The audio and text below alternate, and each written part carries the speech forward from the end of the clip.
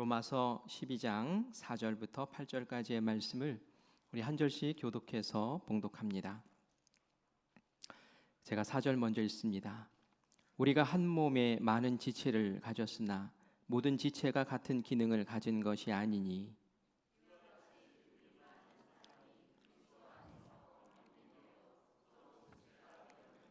우리에게 주신 은혜대로 받은 은사가 각각 다르니 혹 예언이면 믿음의 분수대로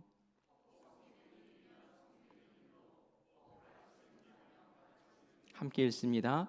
혹 위로하는 자면 위로하는 일로 구제하는 자는 성실함으로 다스리는 자는 부지런함으로 긍휼을 베푸는 자는 즐거움으로 할 것이니라. 아멘. 아멘. 오늘 우리 성화 예배 함께 참석해 주신 우리 모든 성도님들 환영하고 축복하고 사랑합니다. 아멘. 여러분 다 이거 하나씩 받으셨나요? 네, 오늘 우리 권사님들 교육을 좀 하려고 하는데 오늘 할 내용이 앞뒤에 딱 한 장에 담겨 있어요. 저도 될 수 있으면 이렇게 심플하게 좀 해보려고 노력을 하고 있습니다. 오늘 이걸 보면서 여러분들이 혹시 메모해야 될 거 있으면은 여기다 잠깐 메모도 하시면서 한번 좀 살펴보도록 하겠습니다. 성경에 권사라는 그런 단어가 있을까요, 없을까요? 안 나와요. 성경에는 권사라는 말이 없습니다. 집사라는 말 있고요, 또 장로라는 말도 많이 나오죠. 성경에 나오지 않는 권사라는 그러한 말을 왜 우리 교회에서는 직분자에게 붙여서 그렇게 세웠을까요? 오늘 이 자리에는 우리 권사님들이 많이 와 앉아 계시는데요. 도대체 권사가 뭡니까? 그러면 이렇게 또 물어볼 수도 있겠죠. 누구 막 시키면은 이제 당황하실 것 같아서 시키지는 못하겠어요. 그런데 권사라는 직분이 뭔지 모르면서 권사 역할을 한다? 이건 너무 이상한 거죠. 그렇죠? 권사라는 것이 이런 것을 말하는 거였구나. 이런 역할을 감당하는 것이 권사의 정체성이었구나라는 것을 알면 훨씬 좋은 권사님이 되실 수 있습니다. 그래서 오늘은 지식을 얻는 그런 자리가 됐으면 좋겠고요. 이 지식 얻은 것으로 나의 태도가 바뀌고 나의 변한 태도로 인해서 내가 권사됨의 행동과 말로 잘 헌신하고 섬겨 나갈 수 있는 그러한 은혜의 시간이 되기를 간절히 바랍니다. 성경에 나오는 직분이 아닌데도 우리가 이 말을 쓰는 이유는 이 제도를 만들었기 때문에 그렇겠죠. 어떤 사람은 그런 얘기를 해요. 존 웨슬리 목사님이 이 권사직을 만들었다라고 그렇게 주장을 하더라고요. 웨슬리 목사님이 그 성공회 그 건물 안에서 교역자로서 활동을 하다가 아니야, 내가 이 성공회 건물을 뛰쳐나가서 밖에 복음이 필요한 곳에 내가 가서 복음을 전해야지 하고 박차고 나갔죠. 그래서 외쳤던 말이 세계는 나의 교구다. 내 교구가 여기에 갇혀 있는 것이 아니라 내가 복음이 필요한 곳에 가는 곳마다 거기가 다 내 교구지라는 마음으로 말 타고 다니면서 복음을 전했어요. 복음을 전하고 교회를 세우고 그리고 모임도 만들고 했는데 문제가 생겼어요. 무슨 문제냐면 말씀을 전할 목회자가 없는 거예요. 그렇죠. 자기가 말씀 전하고 또 다른 곳에 가서 또 복음 전해야 되니까 말씀을 전할 사람이 없는 거예요. 그래서 그 당시에 평신도 지도자들 가운데 탁월한 사람들을 뽑아서 그들을 일정 기간 동안 훈련을 시켰어요. 그래서 평신도 설교자를 세워서 설교를 맡기고 그리고 신앙이 연약한 이들을 돌보고 가르치는 일들을 네가 맡아서 해라. 그렇게 했죠. 그래서 로컬 프리처라고 해서 이렇게 정식으로 신학교육 받고 안수받아서 목사 되신 분들뿐만이 아니라 평신도 설교자들을 세워서 감리교회를 꾸려나갔던 것을 이렇게 볼 수 있어요. 그래서 이런 모습을 보면서 그 사람들이 권사야라고 그렇게 이야기를 하는데 뭐 그렇게 볼 수도 있겠으나 엄밀히 말하면 평신도 설교자지 권사 이렇게 붙이기는 좀 어려운 것 같아요. 제가 이 권사라는 직책이 우리나라에서 언제부터 쓰였는가 찾아봤어요. 그랬더니 우리나라에 복음이 들어왔을 때가 19세기 말이었거든요. 19세기 말에 미국에서 감리교회 또 장로교회 선교사님들이 들어오셨잖아요. 그래서 우리나라에 그 웨슬리 목사님처럼 막 이렇게 복음을 전하고 교회를 세우고 막 이렇게 했는데 이제 뭐 그때 목회자들이 많지가 않은 상태잖아요. 교회는 많은데 목회자는 적고 이거 어떻게 하지? 그러다가 권사라는 직책을 만들자. 성경 우리가 읽은 로마서 12장 말씀 읽었잖아요. 그 가운데 맨 마지막에 보면 이제 8절에 위로하는 자. 거기에서 이제 따와서 권사라는 직책을 만들고 그리고 1907년에 이귀녀 성도님이 권사의 직분을 받고 우리나라 최초의 권사님으로 세움받았다라는 그런 기록이 있습니다.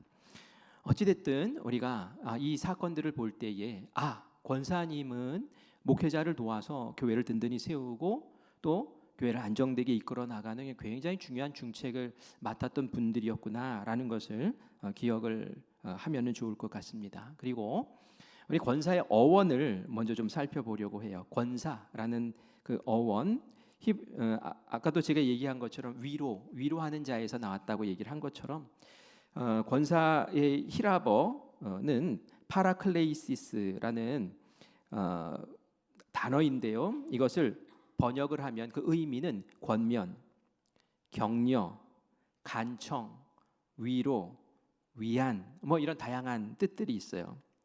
그런데 이 다양한 뜻 가운데 특별히 권면이라는 그 뜻을 살펴보면은 이 권면이라는 것이 여러분 딱 생각하면 권면 하면은 무슨 그런 의미로 이렇게 생각이 나십니까?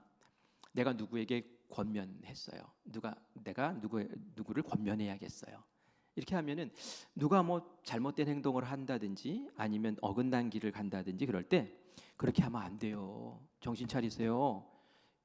제대로 해야죠. 깨어서 기도해야죠. 왜 엉뚱한 곳에 가 있습니까?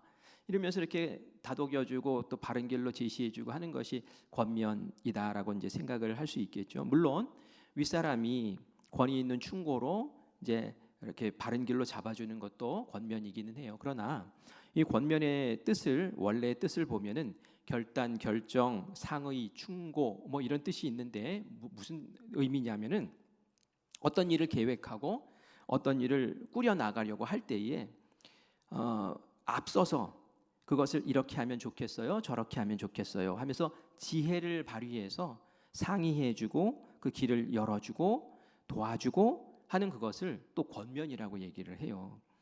그 왕 곁에서 왕이 정치를 잘할 수 있게 어떤 지략을 발휘해주는 그러한 모략가들이 옆에 있었잖아요.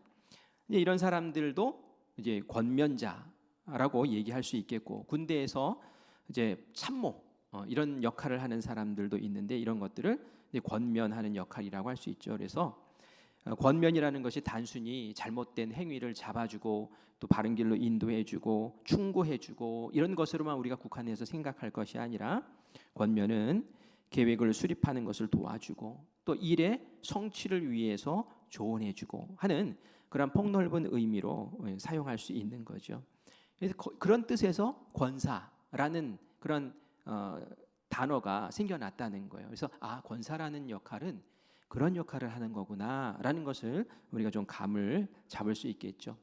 그래서 신앙생활 잘 하다가 어려움에 겪는 사람이라든지 또 신앙생활 더 잘하기 위해서 뭔가 계획하고 노력하고 애쓰는 사람이라든지 다 끌어안고 품고 앞에서 이끌어주고 도와주고 조력해서 세워주고 하는 그런 분들이 바로 이제 권사의 역할을 맡은 분들이다라는 이야기입니다. 우리 권사의 자격과 직무를 좀 살펴볼게요. 권사님들은 어떤 분이 권사님이 될 수 있는가? 먼저 제가 이제 교리와 장정이라는 교회 우리 감리교회 교리와 장정이라는 그 법책이 있어요. 그래서 그 교리와 장정 이게 두꺼운 책이 있는데 그 책에 보면은 권사에 대해서 이렇게 뽑으세요, 이렇게 선출하세요. 권사의 직분은 이런 겁니다, 역할은 이런 겁니다라는 게 이제 기록이 되어 있습니다. 아주 많이 기록되어 있지는 않아요. 한 페이지, 채 한 페이지도 안 되는 분량이긴 해요. 우리 권사의 자격과 직무에 보면은 2023년도에 교리와 장정 이것이 계속 개정이 되면서 2023년도가 최신판이에요. 거기에 보면은 감리교회 권사님은 입교인, 우리 교회에서 성인이면서 세례받은 사람, 입교인이라고 하잖아요. 입교인 10명 가운데 1명 뽑는 거예요. 입교인이 10명 있으면 1명. 그리고 권사님이 50명 있으면은 입교인이 몇 명 있어야 되는 거예요? 500명 있어야 되는 거예요. 그래서 권사를 막 뽑을 수 없어요. 그냥 우리 집사님 가운데 뭐 그게 연령도 됐고 뭐 신앙생활도 이제 오래 하셨고 그러니까 때 됐으니까 그냥 하십시오 하고 이렇게 권사 직분을 막 드릴 수 있는 게 아니에요. 입교인 수에 맞추어서 그 비율에 맞추어서 권사님을 이렇게 세운단 말이죠. 그래서 어느 교회에서는 이제 권사님 하실 분들은 너무 많이 추천이 들어왔어요. 근데 입교인 숫자는 정해져 있잖아요. 그러니까 이번 입교인 숫자를 보니까 권사님 2명밖에 못 뽑아요. 근데 막 8명만 올라왔어요. 그러면은 당회 때 막 투표를 해가지고 2명만 딱 하고 나머지는 다 떨어뜨려 버려요. 막 상처받고 안 된 사람들은 얼마나 상처받겠어요. 이런 일들도 벌어지고 하는데 우리가 원하는 만큼 권사님을 세우려면 그만큼 입교인들이 많아야 돼요. 그러니까 열심히 전도하고 또 우리 교회에 든든한 권사님들을 세울 수 있도록 우리가 잘 꾸려나가는 것이 좋겠죠. 근데 어떤 교회는 그 입교인이 10명도 안 되는 작은 교회들도 있어요. 그렇죠? 입교인이 뭐 5명밖에 안 되고 이럴 때는 권사님을 1명 세울 수 있어요. 1명. 10명이 안 되더라도 연약한 교회이지만 권사님 한 분은 그렇게 또 세울 수 있다라고 정해져 있습니다. 권사의 자격에 대해서 좀 말씀을 드릴게요. 좀 딱딱한 얘기 같지만 우리가 교리와 장정을 아셔야 돼요. 교인이 교리와 장정, 우리가 국민이 법을 알아야지 되는 것처럼 교리와 장정 교육을 해야지 우리 직분자들로서 자격을 갖추는 거예요. 그래서 좀 딱딱하지만 조금 설명을 좀 드릴게요. 권사의 자격은 첫 번째 우리 1번 같이 읽어볼까요? 보이시나요? 예, 시작. 집사로 선출된 후 5년 이상 그 직을 연임한 35세 이상 되고 70세 미만인 자 이렇게 규정이 되어 있어요. 집사로서 5년 쭉 이렇게 신앙생활 잘 하시고 그 교회에서 5년 이상 쭉 신앙생활 잘 하셔야 돼요. 그리고 35세 이상 되고 70세 미만이어야지 가능하다라고 정해져 있어요. 자, 그다음에 두 번째 같이 읽을까요? 시작. 신앙이 돈독하고 감리회의 교리와 장정을 아느니. 교리와 장정 이 공부를 하셔야 돼요. 그죠? 이런 법도 모르면서 권사하겠다고 그러면은 뭘 어떻게 치리를 하고 어떻게 돕고 어떻게 이끌어 나가겠어요, 그죠? 그래서 이런 것도 교리와 장정 공부도 또 하셔야 됩니다. 또 세 번째 같이 읽을게요. 시작. 기도회를 인도하고 다른 이에게 신앙적으로 권면할 능력이 있느니. 그래서 앞에서 이끄는 리더예요. 권사님이 되면은 기도회를 이끌 수 있어야 돼요. 그런 힘과 그러한 그런 능력을 이제 갖추고 이끌어 나가셔야 되죠. 그리고 다른 사람에게는 신앙적으로 권면도 할 수 있는 그런 분들이에요. 그래서 우리 권사님들에게 제가 저번에 이제 권사님들 모여서 같이 그 헌신 예배 뭐 준비도 하고 그럴 때 같이 얘기도 했지만 우리 권사님들에게 부탁드렸던 것이 주일 아침 기도회가 있잖아요. 우리 9시에 몇 시죠? 8시. 8시 맞죠? 예, 8시에 우리 여기서 쫙 모여가지고 권사님들 또 권사님 아니신 분들도 이제 다 모여서 같이 기도하는데 그때 목회자가 인도하지 않고 누가 인도하십니까? 우리 권사님들이 돌아가면서 인도하시는 거예요. 왜냐하면은 여기에 기도회를 인도하고라고가 있는데 기도회를 인도할 기회가 어디 있어요? 이제 그 기회밖에 없어요. 그래서 우리 권사님들에게 맡겨드린 거예요. 우리 권사님들이 그래 나는 기도회를 인도할 수 있는 자격이 되는 권사야라는 그런 마음을 가지고 그 기도회를 뜨겁게 인도해 주시는 거죠. 충분히 그렇게 자격이 되는 거고 또 권사님이면 당연히 그렇게 또 하실 수 있어야 되죠. 그래서 성령님께 지혜를 구하며 기도하며 그 기도회를 잘 준비해서 주일 예배드리기 전에 모여서 함께 예배를 위해서 기도하는 그 시간이 우리 권사님들의 마음이 모이고 열정이 모이고 기도가 모여서 교회를 세우는 그러한 횃불과 같은 불타오르는 그런 시간이 되어야 될 줄 믿습니다.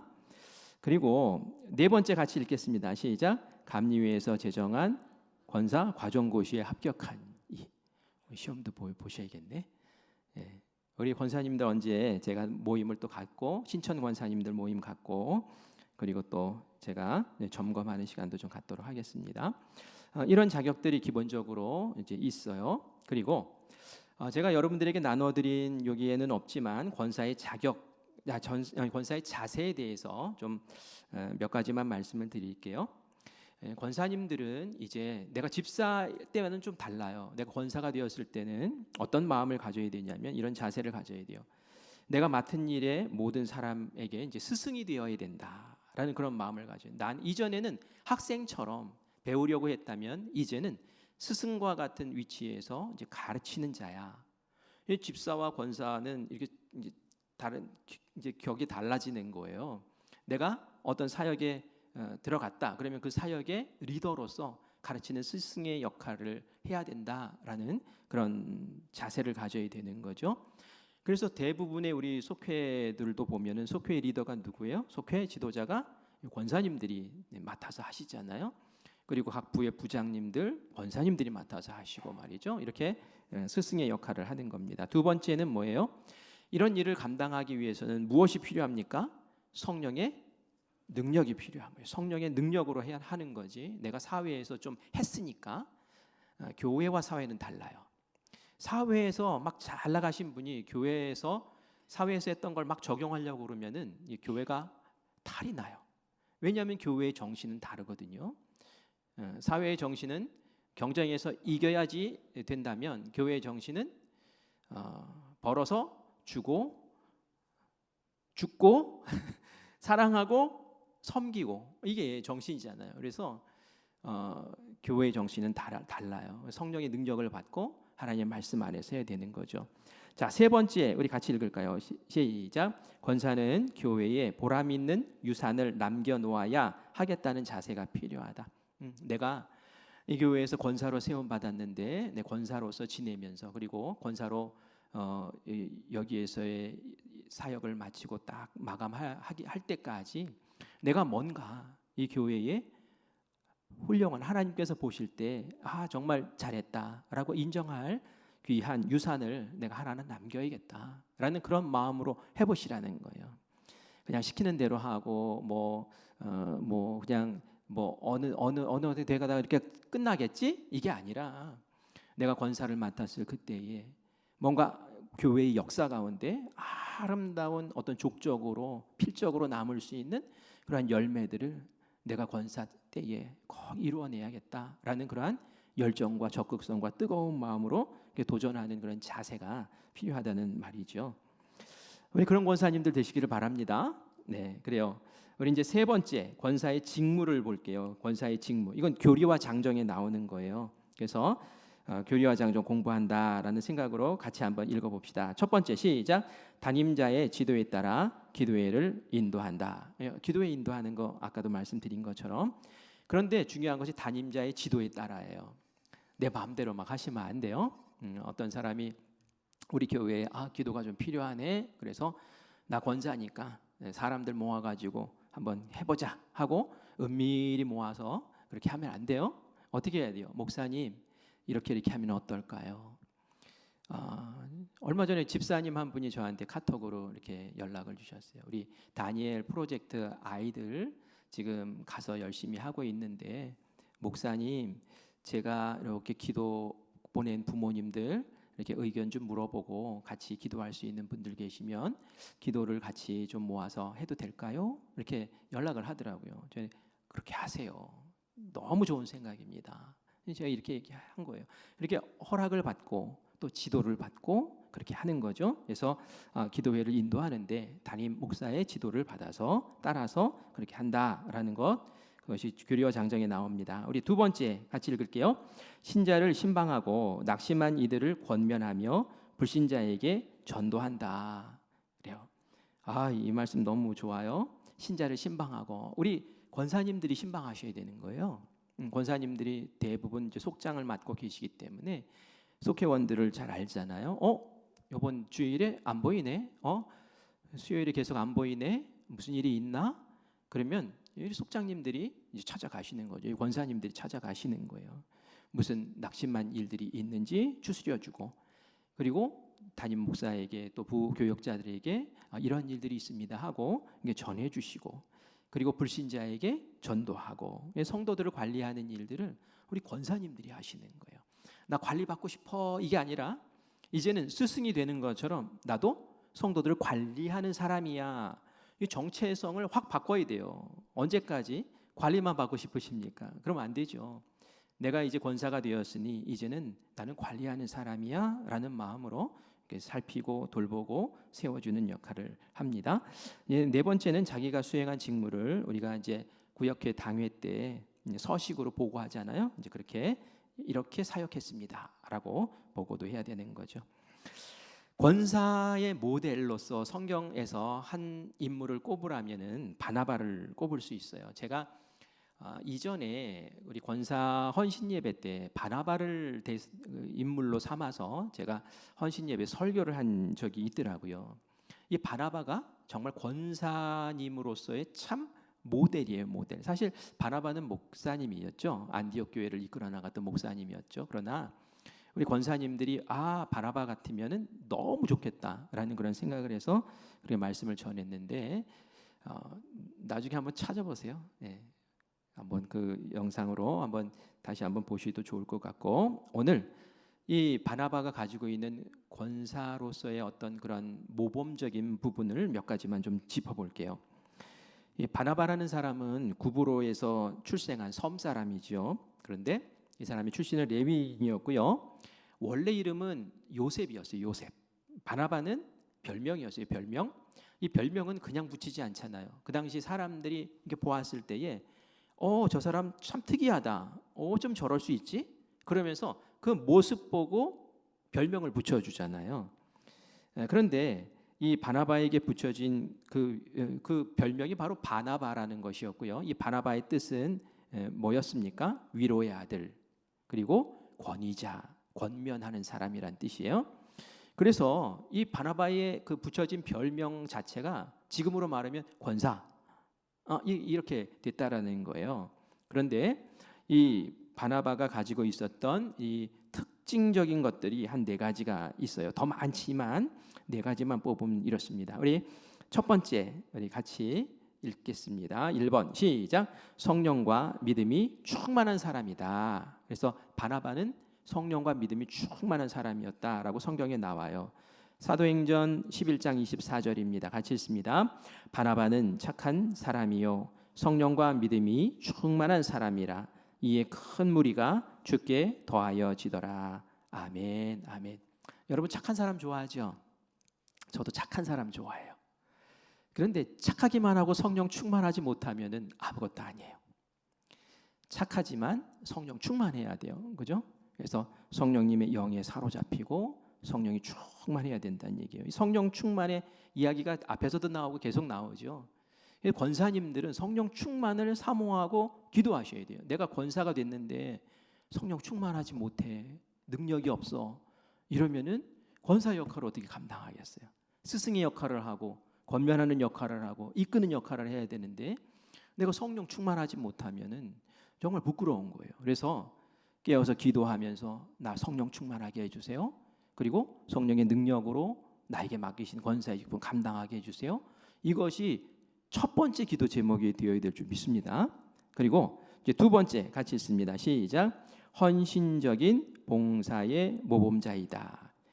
정말 자기의 것을 헌신하면서 그렇게 섬기고 돌보고 애쓰려고 했던 사람이 바로 바나바예요. 사도행전 4장 37절 말씀 같이 읽습니다. 시작.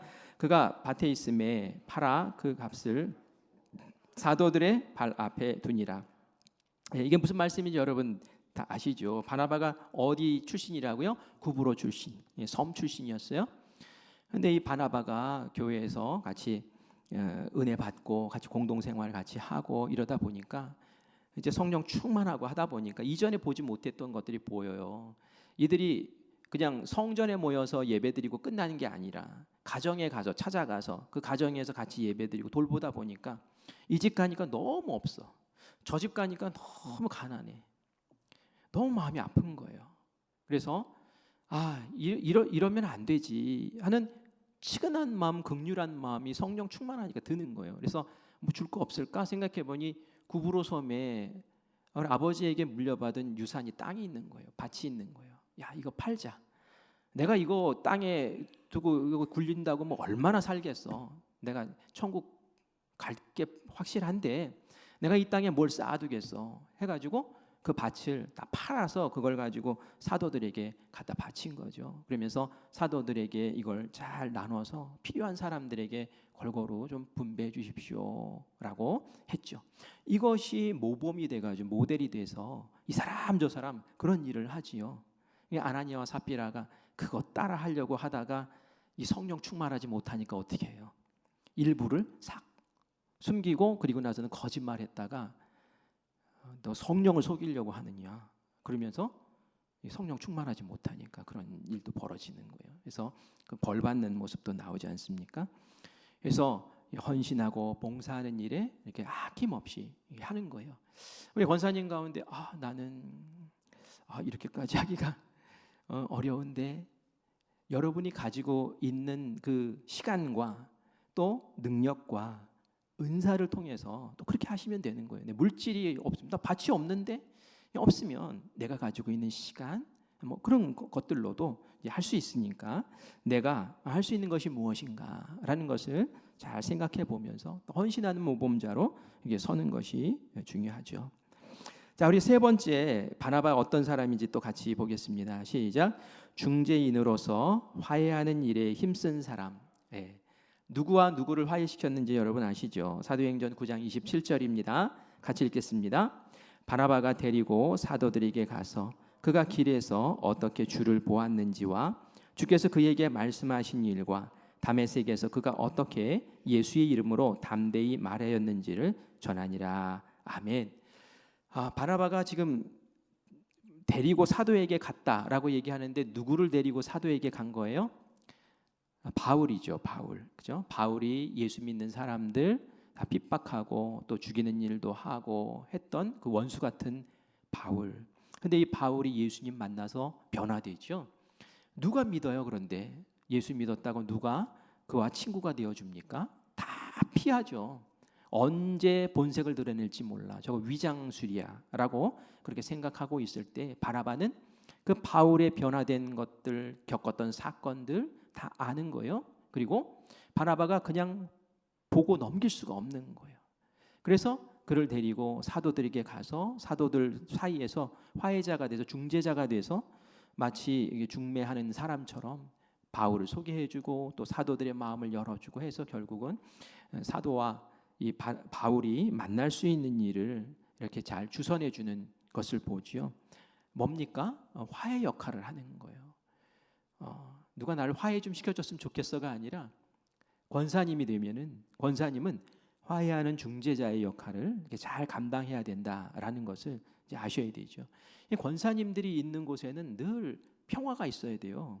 막 어지럽고 혼란스럽고 분란이 있고 하는데도 권사님이 싹 끼어들면 그 자리는 싹 평화로운 자리가 돼야 돼요.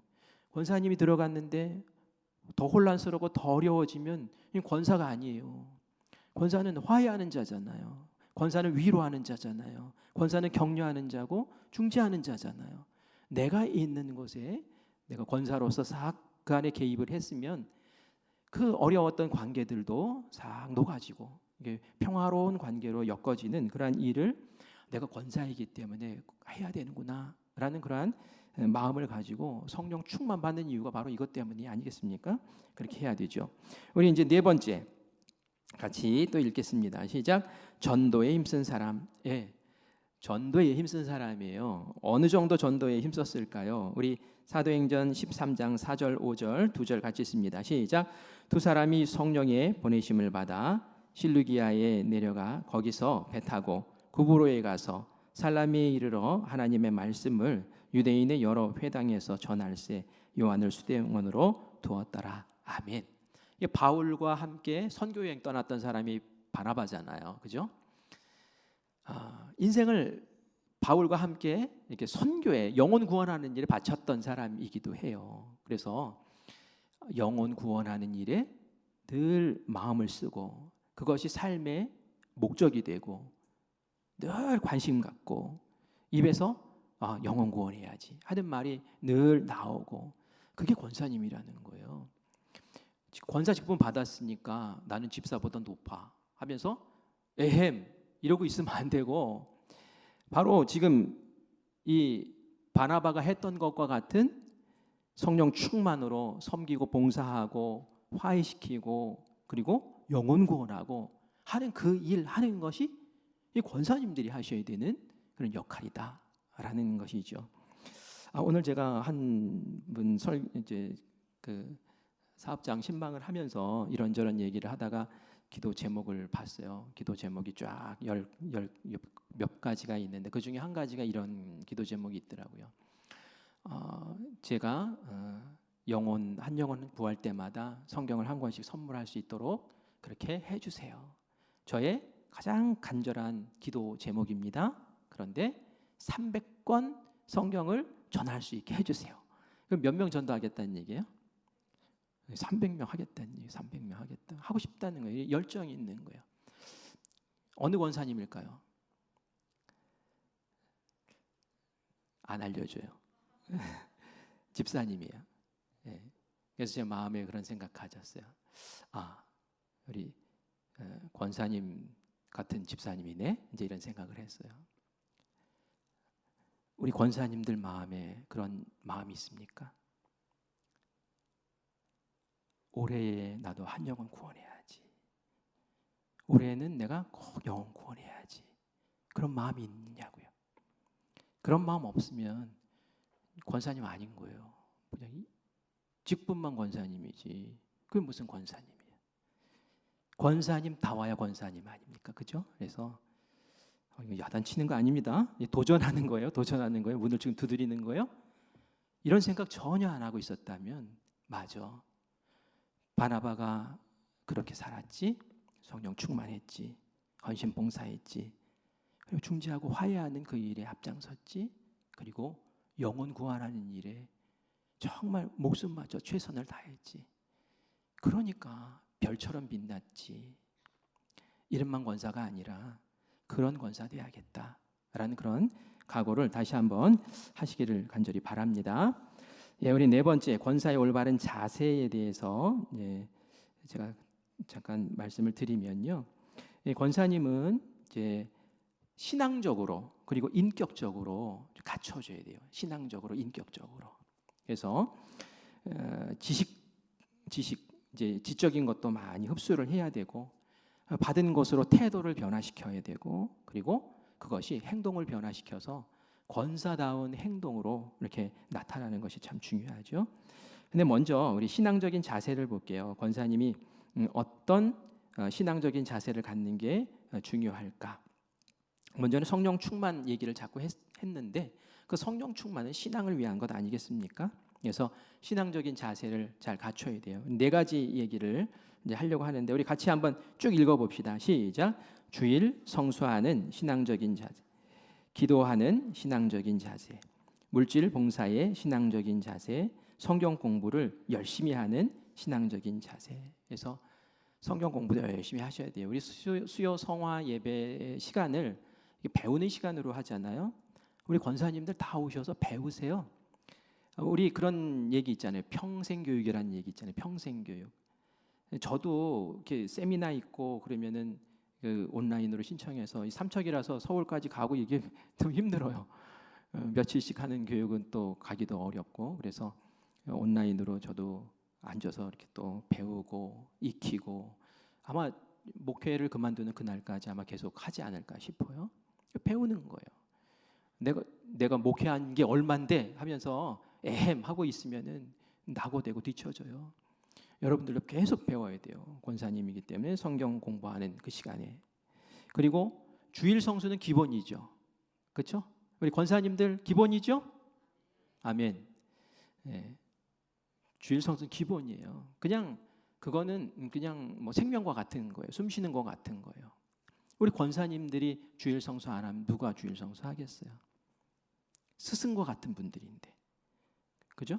우리 권사님들의 모습을 보면서 성도들이 배우는데, 우리 권사님들의 신앙의 모습을 보면서 우리 성도들이 나도 저렇게 해야겠어라고 하는데 말이죠. 주일 성수 잘 하시고 또 기도하는 권사님, 딱 그냥 모임 있고 뭐가 하면은 우리 기도합시다. 이것부터 시작해서 같이 기도를 이끌어주고 또 어려운 이야기 하면은 우리 기도하자고 하고 함께 기도해주고 하는 그런 권사님. 그리고 물질로 봉사하는 신앙적인 자세. 우리 물질 헌금이나 또 물질로 섬기는 일이나 앞장서서 열심히 하시는 그런 모습들 너무 중요해요.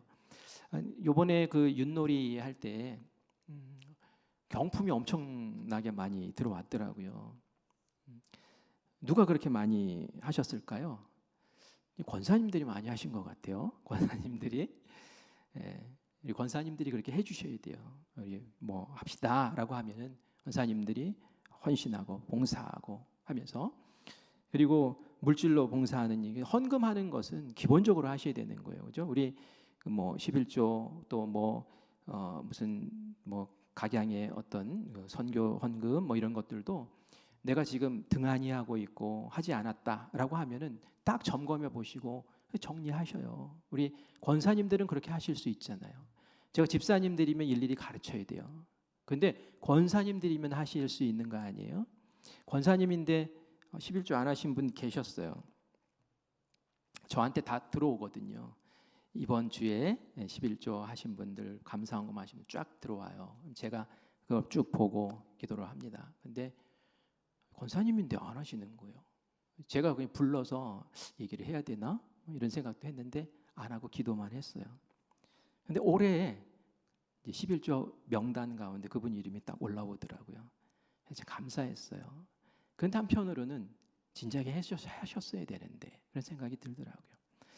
제가 설교 시간에 헌금 얘기 안 하죠.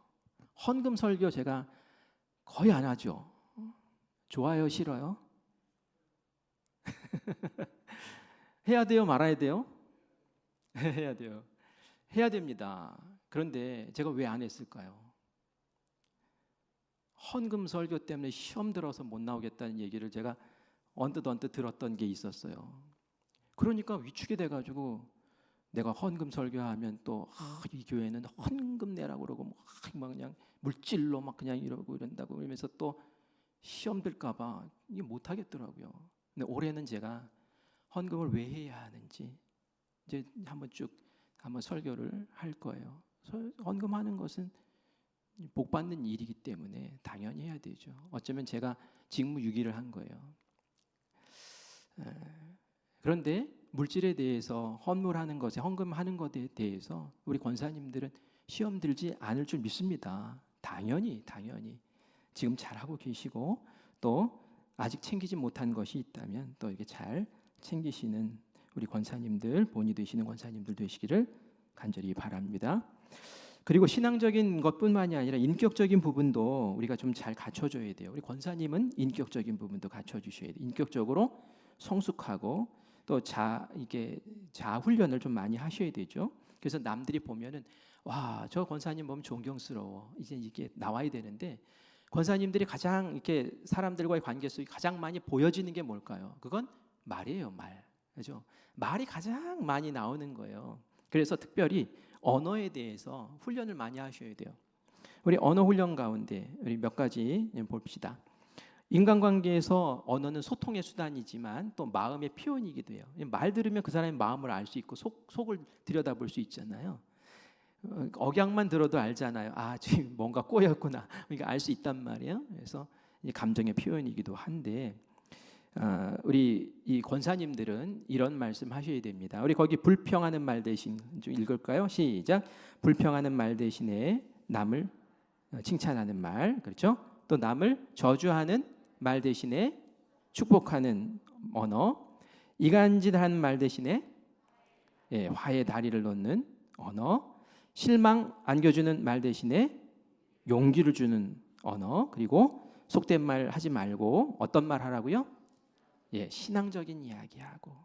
요게 권사님들이 이렇게 언어 생활 가운데서 연습하고 훈련하고 다듬어야 될 부분이에요. 제가 이전 교회에서 이제 집사님 가운데 권사님을 이제 세워야 돼요. 근데 몇 명 가운데 세워야 되는데 세울 수 있는 분이 한 분밖에 없었어요. 인원이 한 명만 세워야 되는 그 TO가 한 명밖에 없었어요. 근데 권사님 하고 싶어 하시는 집사님들이 몇 분 계셨어요. 그런데 한 분이 제가 이제 그런 얘기를 했어요. 이 마을에 지금 젊은이들이 많이 떠났지만 저 역 쪽에 능서 역 쪽에 새로운 타운이 조성이 되고 많은 이제 사람들이 들어올 것 같으니 우리 미래를 준비해야 될 것 같다고. 우리 교회도 좀 증축을 하고 또 이렇게 마당도 좀 정비도 하고 그래서 우리 미래를 좀 준비합시다라고 했어요. 그랬더니 이 집사님 한 분이 목사님 그게 되겠어요? 이러는 거예요. 그런데 또 한 분은 그렇게 하겠습니다.